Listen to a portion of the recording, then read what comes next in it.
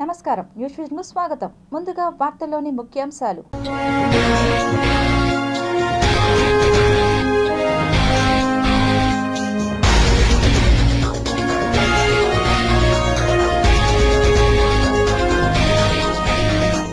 అంతరిక్ష ప్రయోగాల్లో మరో గేమ్ చేంజర్. జంబో రాకెట్ ప్రయోగానికి ఇస్రో రెడీ. పోస్టల్ సేవలు మరింత స్మార్ట్. అడ్వాన్స్డ్ టెక్నాలజీ ప్రారంభం. దసరా సెలవులు ప్రకటించిన ప్రభుత్వం. 13 రోజులకు ఫిక్స్ చేసిన విద్యాశాఖ. విజృంభిస్తున్న డెంగ్యూ జ్వరాలు. జాగ్రత్తలు పాటించకపోతే ముప్పే, హెచ్చరిస్తున్న వైద్యులు. శ్రీవారికి 121 కేజీల బంగారం విరాళం. అజ్ఞాత భక్తుడి దాతృత్వం.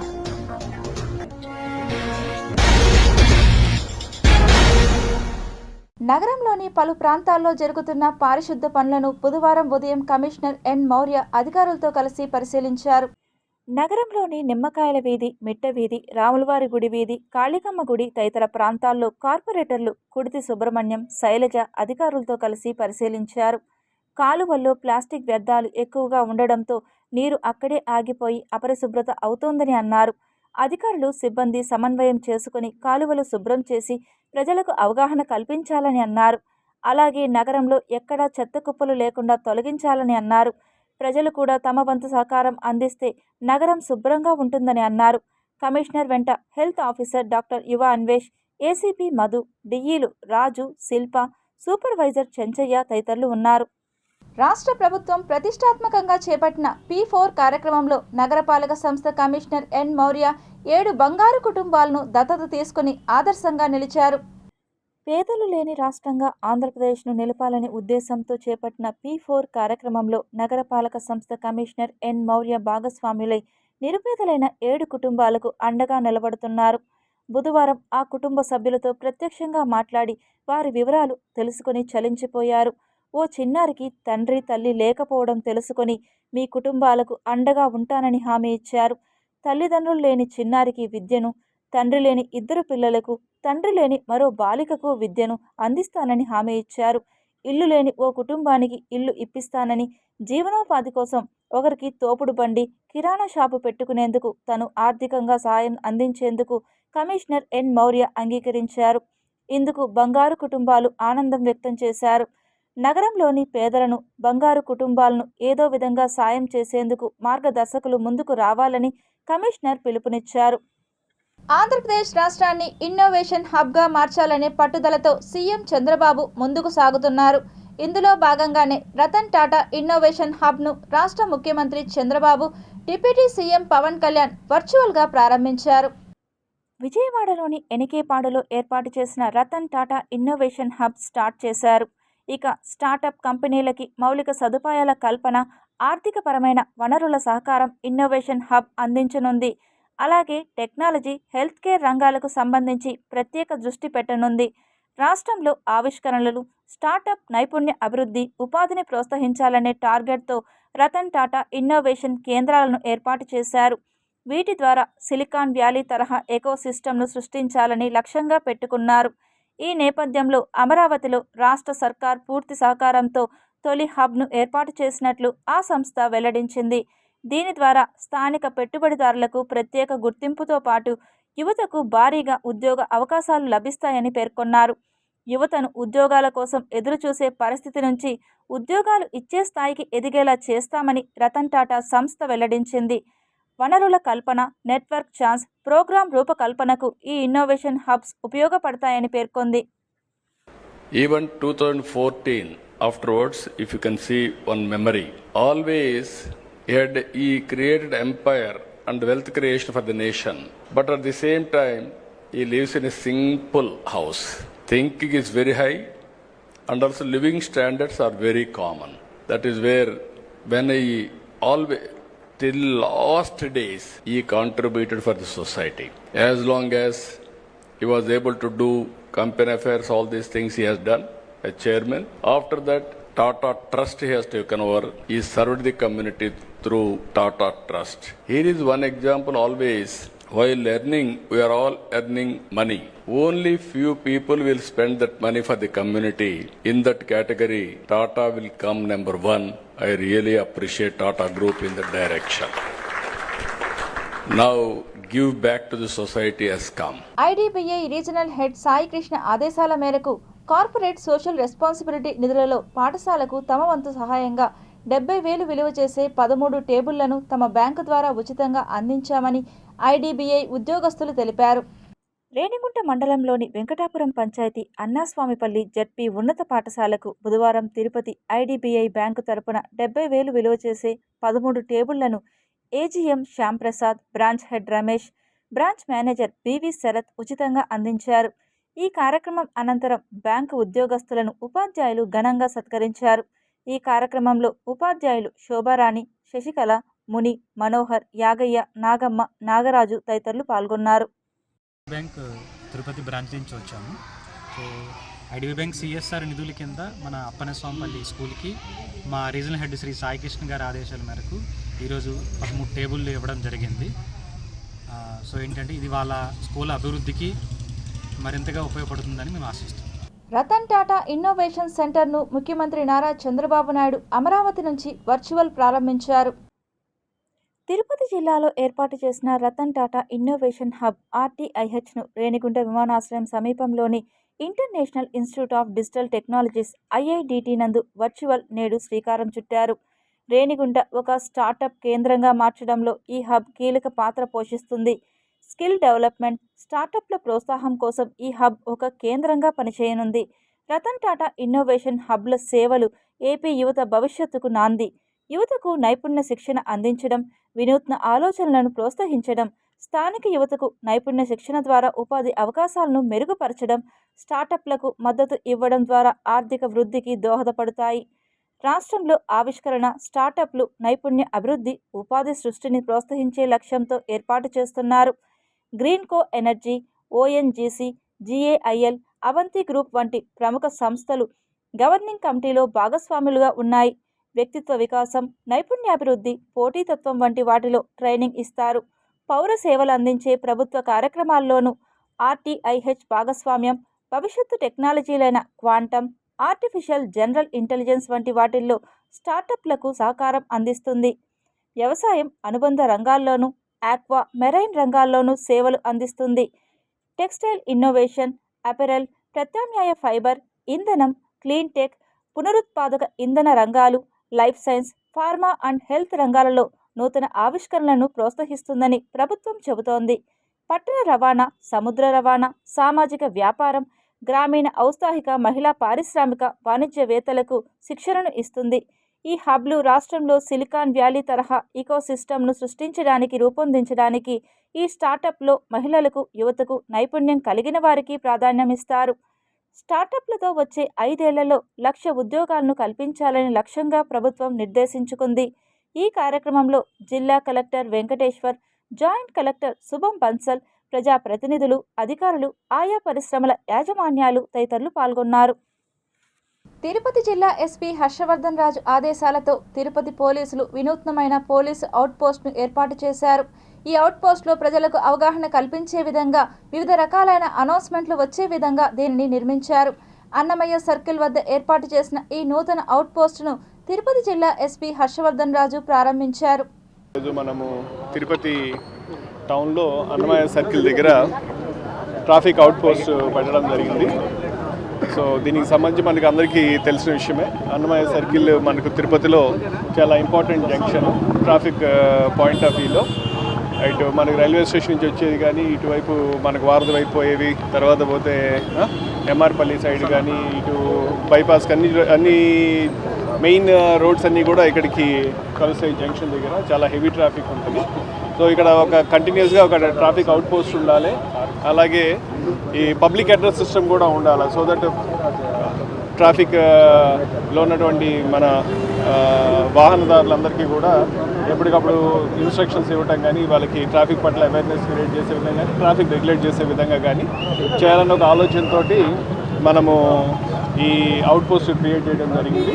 దాంట్లో ప్రధానంగా మా ట్రాఫిక్ డిఎస్పీ గారు చాలా చొరవ తీసుకొని ఇవన్నీ కూడా ఏర్పాటు చేశారు. సో ఈరోజు నేను మా అడిషనల్ ఎస్పీ, మా DSP law and order, DSP traffic వాళ్ళ సిబ్బంది అందరూ కూడా ఈరోజు చేసాం. చాలా మంచి విషయం. సో బాగా ఇనిషియేటివ్ తీసుకొని ఈ విధంగా చేసిన మా ట్రాఫిక్ సిబ్బంది అందరికీ కూడా నా ప్రత్యేకమైన అభినందనలు తెలియజేస్తున్నాను. అవినీతి నిర్మూలనలో ప్రజలు అవగాహన కలిగి తమ వంతు బాధ్యతతో అవినీతి నిరోధక శాఖకు సహకరించాలని జీటీపీఎల్ సిటీ కేబుల్ ద్వారా అవినీతి నిరోధక శాఖ అడిషనల్ ఎస్పీ బిహెచ్ విమలకుమారి పిలుపునిచ్చారు. దేశంలో నానాటికి పెరిగిపోతున్న అవినీతికి అడ్డుకట్ట వేయాలనే ఉద్దేశంతో రాష్ట్ర ప్రభుత్వ ఆదేశాల మేరకు తమ వంతు బాధ్యతగా ప్రజలకు అవగాహన కల్పించి చైతన్యం తీసుకురావాలని ముఖ్య ఉద్దేశంతో జీటీపీఎల్ సిటీ కేబుల్ ద్వారా ప్రజలకు పిలుపునిచ్చారు. ఈ సందర్భంగా అవినీతి నిరోధక శాఖ అడిషనల్ ఎస్పీ విమలకుమారి మాట్లాడుతూ లంచం అడగడమే కాదు ఇవ్వడం కూడా నేరమని ఈ సందర్భంగా తెలియజేశారు. ఏ ప్రభుత్వ అధికారి అయినా తమ విధులు నిర్వర్తించేందుకు లంచం అడిగినట్లయితే తిరుపతిలోని రాస్ బిల్డింగ్ వెనుక పోలీస్ పెరేడ్ గ్రౌండ్కు సమీపంలో గల తమ ఏసీబీ కార్యాలయాన్ని సంప్రదించవచ్చని తెలియజేశారు. లేనిచో తన ఫోన్ నెంబర్ 9444446130కు కానీ, టోల్ ఫ్రీ నెంబర్ 1064కు కానీ లేదా ఏసీపీ స్థానిక కార్యాలయం నెంబర్ 087722202552కు ఫోన్ చేసి ఫిర్యాదు చేయవచ్చని తెలిపారు. ఈ ఫిర్యాదుదారుని వివరాలు గోప్యంగా ఉంచడంతో పాటు లంచం డిమాండ్ చేసిన వ్యక్తిని కఠినంగా శిక్షించడం జరుగుతుందని ఈ సందర్భంగా ఆమె తెలియజేశారు. నా పేరు విమలకుమారి. నేను additional superintendent of police anti corruption bureau అంటే అవినీతి నిరోధక శాఖలో అడిషనల్ సూపరింటెండెంట్గా పనిచేస్తున్నాను. ఇప్పుడు నేను ఇలా మీడియా ముందుకు వచ్చి మాట్లాడడానికి కారణం ఏంటంటే ప్రజల్లోని అవేర్నెస్ కలిగించడానికి, అలాగే యాంటీ కరప్షన్ బ్యూరో అంటే ఏంటి అనే ఒక అవగాహన కల్పించడానికి. యాంటీ కరప్షన్ బ్యూరో అంటే ప్రభుత్వ ఉద్యోగులు గవర్నమెంట్ ఇచ్చిన జీతం తీసుకుంటూ చేయాల్సిన పని చేయకుండా ఆ పనికి లబ్ధిదారుల నుంచి లంచాన్ని అడిగితే అది మాకు వస్తుంది. అట్లా లంచం అడగడం నేరం కాబట్టి అలాంటి ఇన్ఫర్మేషన్స్ మాకు రావాలి. అలాంటి ఇన్ఫర్మేషన్స్ అంటే పబ్లిక్ ఎవరికైతే పని ఉంటుందో వాళ్ళు ఎంతో కొంత అమౌంట్ ఇస్తే పని అయిపోతుంది అని ఒక హరీలో ఉండి, ఒక హడావుడిలో అంటే మా పని అయిపోతే చాలని ఒక అభిప్రాయంతో వాళ్ళ దగ్గరికి వెళ్ళి వాళ్ళు ఎంతో కొంత అమౌంట్ అడిగితే తగ్గించమని రిక్వెస్ట్ చేయడము, ఆ తర్వాత అమౌంట్ ఇవ్వడము, ఆ పని అయిపోతే ఇంకంతే మర్చిపోవడం జరుగుతుంది. దానివల్ల ఏంటంటే అవినీతి పెరిగిపోతున్నది సమాజంలో. మా దగ్గరికి కంప్లైంట్ చేసేవాళ్ళు చాలా తక్కువైపోతున్నారు. అలా కాకుండా అంటే అవినీతి రహిత పాలన మనం చేయాలి అంటే గవర్నమెంట్ ఎంప్లాయీస్ సైడ్ నుంచి అవినీతి ఉండకూడదు అనుకునే వాళ్ళు కంపల్సరీగా మమ్మల్ని కాంటాక్ట్ చేయమని చెప్పి నేను స్పెషల్గా రిక్వెస్ట్ చేస్తున్నాను. దోమకాటు వల్ల వచ్చే డెంగ్యూ జ్వరం సోకితే అప్రమత్తత చాలా అవసరం అంటున్నారు నిపుణులు. డెంగ్యూ వ్యక్తులు సరైన వైద్య పరీక్షలు చేయించుకొని సమయానుకూలంగా చికిత్స తీసుకోవాలని చెబుతున్నారు. డెంగ్యూ జ్వరం ఎడిస్ ఈజిప్టి అనే దోమకాటు ద్వారా వ్యాపించే వైరల్ ఇన్ఫెక్షన్. ఈ దోమలు ఎక్కువగా ఉదయం, సాయంత్రం సమయంలో దాడి చేస్తాయి. ఈ దోమలు నీరు నిల్వ ఉన్న స్థలం, చెత్త, డ్రైనేజీ ప్రాంతాల్లో ఎక్కువగా అభివృద్ధి చెందుతాయి. డెంగ్యూ జ్వరం సాధారణ జ్వరంతో పాటు తీవ్రమైన డెంగ్యూ హెమరాజిక్ ఫీవర్గా మారే అవకాశం ఉంటుందని వైద్యులు చెబుతున్నారు. ఇది ప్రాణాంతకం అవుతుంది కాబట్టి తగు జాగ్రత్తలు తీసుకోవడం చాలా మంచిదని సూచిస్తున్నారు. డెంగ్యూ జ్వరం సోకిన తర్వాత 4 నుంచి 10 రోజుల్లో లక్షణాలు కనిపిస్తాయి. ఇందులో అధిక జ్వరం, తీవ్రమైన తలనొప్పి, కీళ్లు, కండరాల నొప్పి, కళ్ళ వెనుక నొప్పి, చర్మంపై దద్దుర్లు, వాంతులు, వికారం వంటి లక్షణాలు కనిపిస్తాయి. తీవ్రమైన డెంగ్యూ హెమరాజిక్ ఫీవర్ డిహెచ్ఎఫ్లో ముక్కు, చిగుళ్ళ నుంచి రక్తస్రావం, రక్తపోటు తగ్గడం, ఊపిరితిత్తుల్లో నీరు చేరడం వంటివి జరిగి ప్రాణాంతకం కావచ్చు అంటున్నారు వైద్యులు. లక్షణాలు కనిపించిన వారు వెంటనే వైద్యుడిని సంప్రదించాలని కోరుతున్నారు. డెంగ్యూ నిర్ధారణకు NS1 antigen test, LGM antibody test చేయిస్తారు. చికిత్సలో పూర్తి విశ్రాంతి తీసుకోవాలని చెబుతున్నారు. ఎక్కువగా నీరు తాగాలి, ORS వంటి ద్రవణాలు తీసుకుంటూ ఉండాలి. వైద్యుల సలహా మేరకు జ్వరం, నొప్పి ఉన్నప్పుడు సూచించిన మాత్రలు తప్పనిసరిగా వాడాలి. అర్హులైన వికలాంగులకు 50% అంగవైకల్యం ఉన్నవారికి, అలాగే పింఛన్లు రద్దు చేసిన వీళ్ళందరికీ పింఛన్లు ఇవ్వాలంటూ సిపిఐ ఆధ్వర్యంలో రేణిగుంట అంబేద్కర్ విగ్రహం ముందు నిరసన తెలియజేశారు.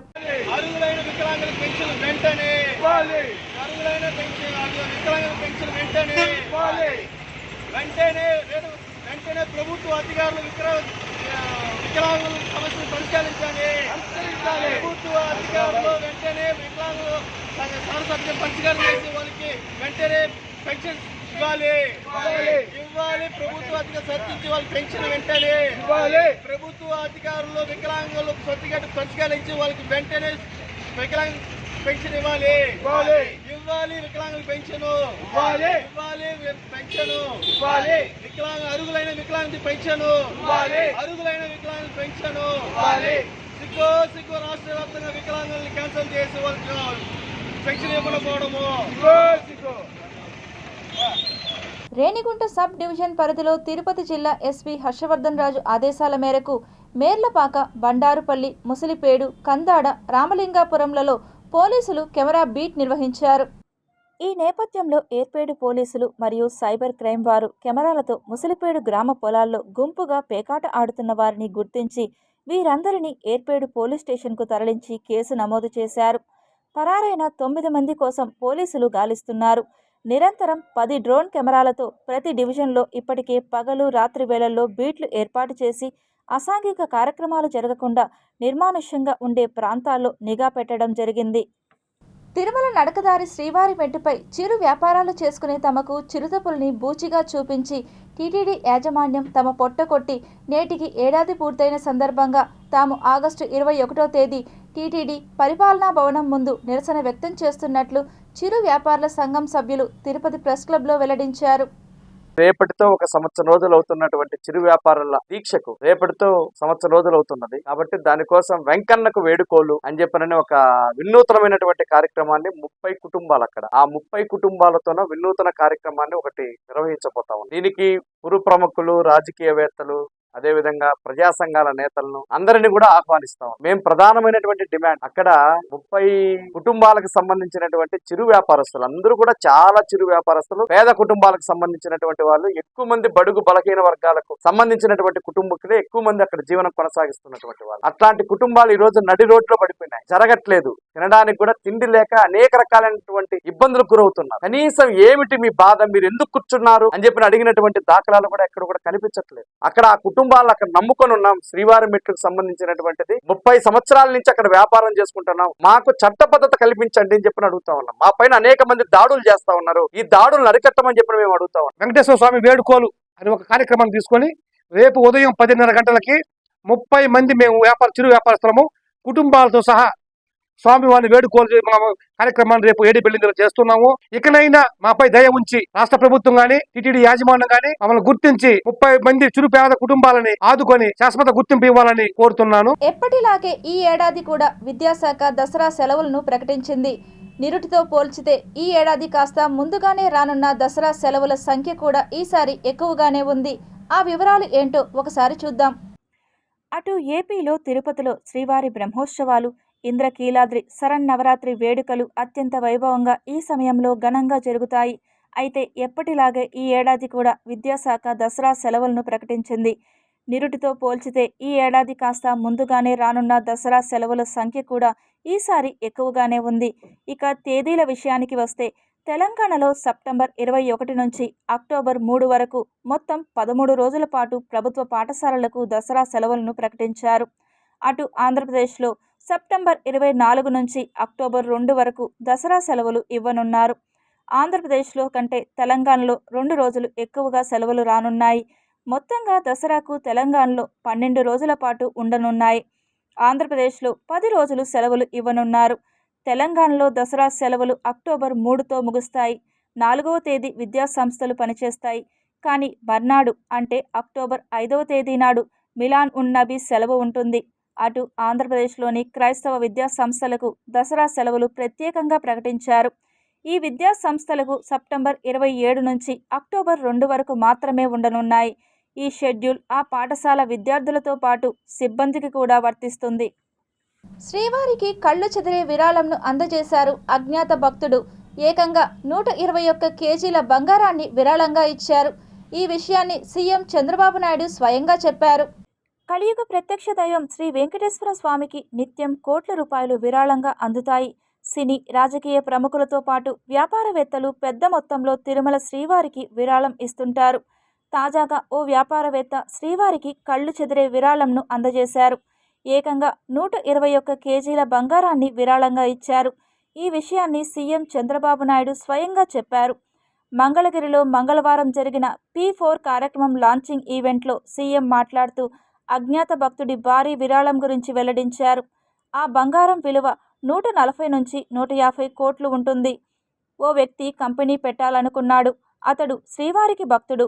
అనుకున్నట్లుగానే కంపెనీ పెట్టాడు. సక్సెస్ అయ్యాడు. అనుకున్న దానికంటే ఎక్కువగానే సక్సెస్ అయ్యాడు. అతను కంపెనీలోని 60% వాటాను అమ్మాడు.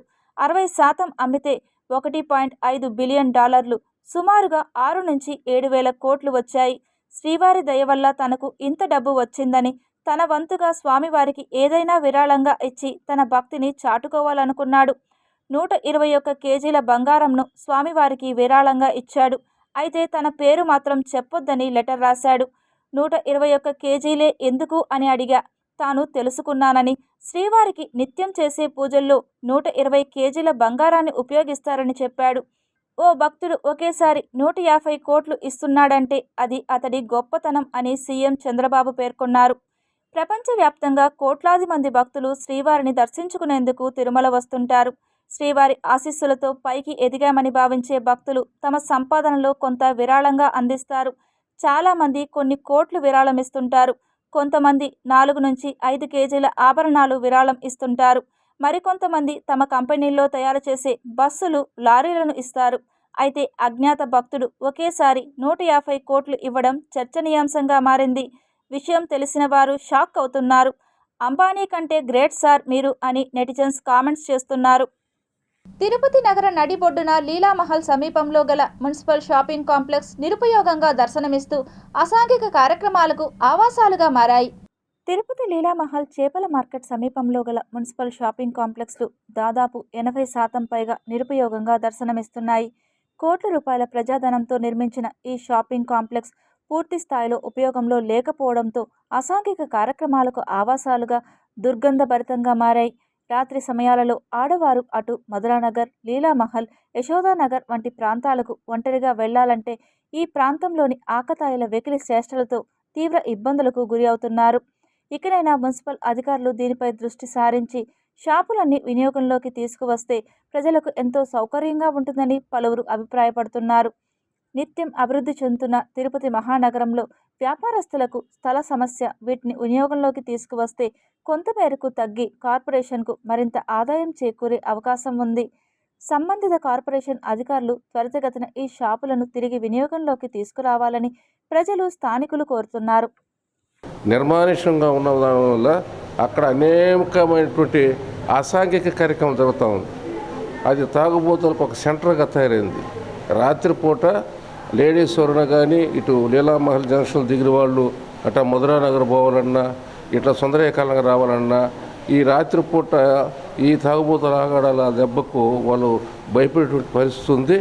ఒకటి ఏంటంటే ప్రజాధనం వేస్ట్ అవుతూ ఉంది. కార్పొరేషన్ రావాల్సిన ఆదాయాన్ని కోల్పోతూ ఉంది. ఇంకొక పక్క ప్రజలకు అభద్రత ఏర్పడుతూ ఉంది.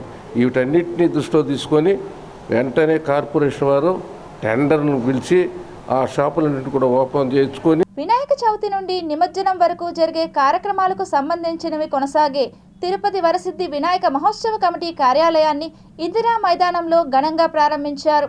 ప్రతి ఏడాదిలాగే ఈ కార్యాలయాన్ని తుడా స్పోర్ట్స్ కాంప్లెక్స్ నందు తిరుపతి ఎమ్మెల్యే ఆరణి శ్రీనివాసులు, నగరపాలక సంస్థ కమిషనర్ మౌర్య, టీడీపీ నేత నరసింహ యాదవ్ తదితరులు హాజరు కాగా వినాయక మహోత్సవ కమిటీ రథసారథి సామంచి శ్రీనివాస్ ఆధ్వర్యంలో ఈ కార్యక్రమం జరిగింది.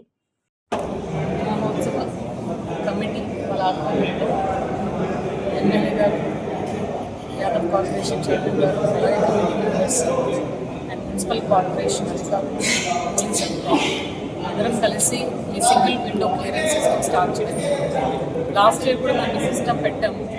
అరౌండ్ 500 అప్లికేషన్స్ పెట్టుకోవడం జరిగింది. ఈ సిస్టమ్ని రన్ చేయడం జరుగుతుంది. ఇది ఫ్రీ ఆఫ్ కాస్ట్ అప్లికేషన్ కూడా.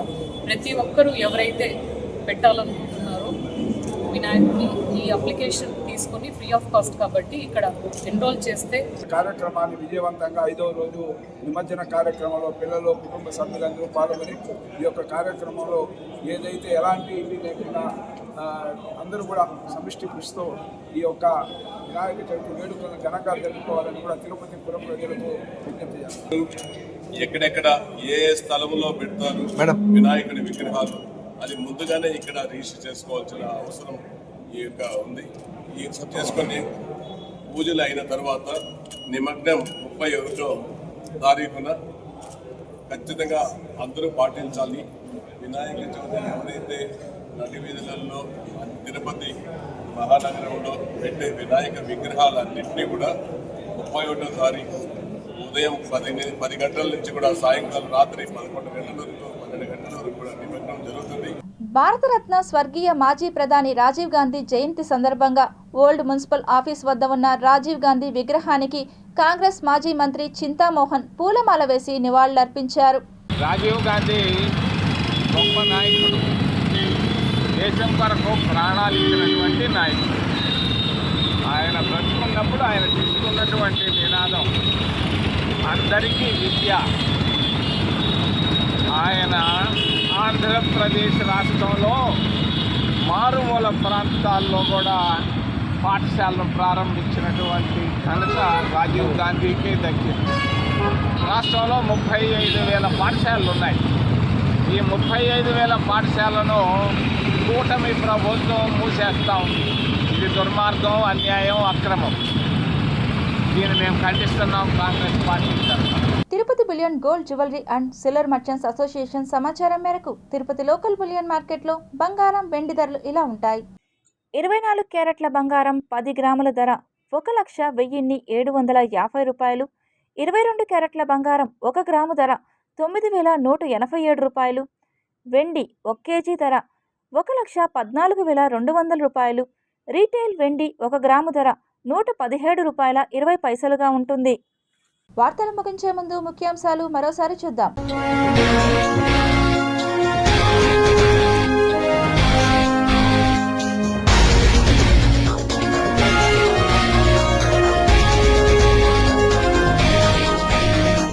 అంతరిక్ష ప్రయోగాల్లో మరో గేమ్ చేంజర్.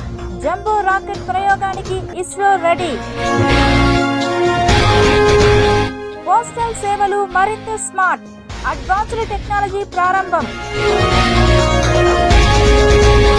దసరా సెలవులు ప్రకటించిన ప్రభుత్వం.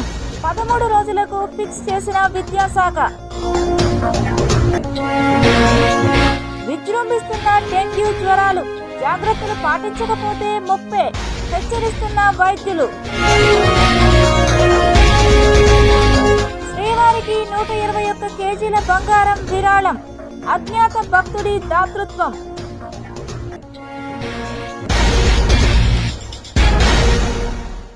ఈ వార్తలు ఇంతటితో సమాప్తం. సమగ్ర సమాచారంతో నెక్స్ట్ విషయంలో మళ్ళీ కలుద్దాం. అంతవరకు సెలవు. నమస్కారం.